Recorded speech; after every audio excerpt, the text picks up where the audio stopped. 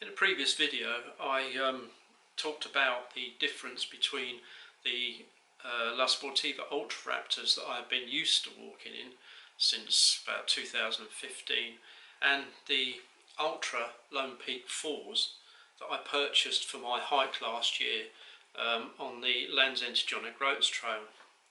In the event I ended up walking in the La Sportiva Ultra Raptors because I felt that the Lone Peaks here, whilst a good comfortable shoe, are a bit soft and lacking in cushioning for a long hike with a backpack.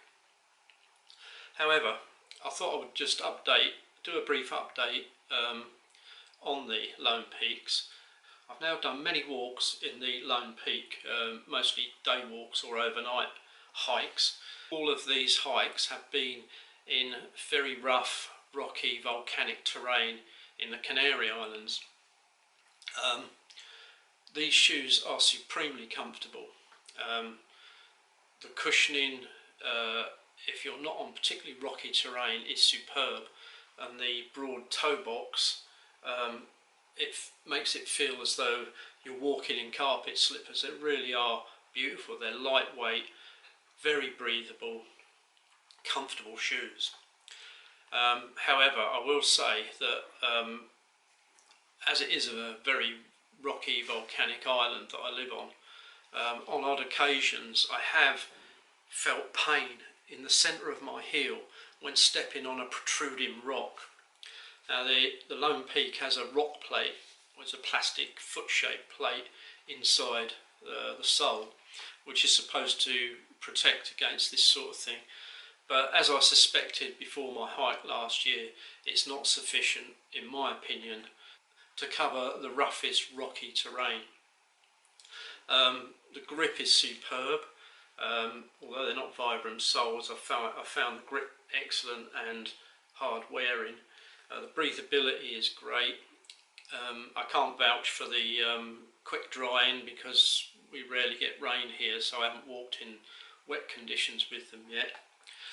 The zero drop sole, which is another feature of Ultra shoes, I have noticed after a long hike that the bottoms of my calves tend to stiffen up more. I guess this is something that you would probably get used to after walking in them a lot. The upper seems hard wearing. There's no sign of wear. Although I haven't done a massive amount of miles in these yet, there's still no sign of any snagging or tearing of the uppers. The one thing I did notice, and this is remarked on a lot on the internet, is that the front there is slightly starting to come away. So I'm probably going to glue that before it goes any further. But other than that, they're in great shape, lightweight, comfortable, really nice shoes to wear. However, personally, I wouldn't use these for a long backpacking trip with a full pack. For my next section of the Land's End to John O'Groats hike, I've therefore decided to switch to these. Now these are another Ultra shoe.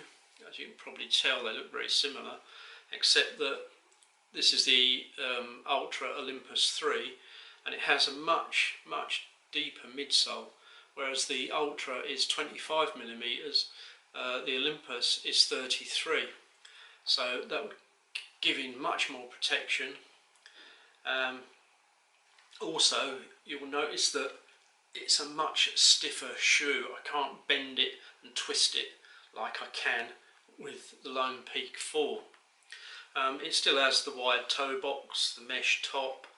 The other difference with this shoe is it has a Vibram sole, so it'll be interesting to see how that holds up. I haven't walked much in these yet. I've done a couple of short walks and the soles feel like you're walking on a cushion of air.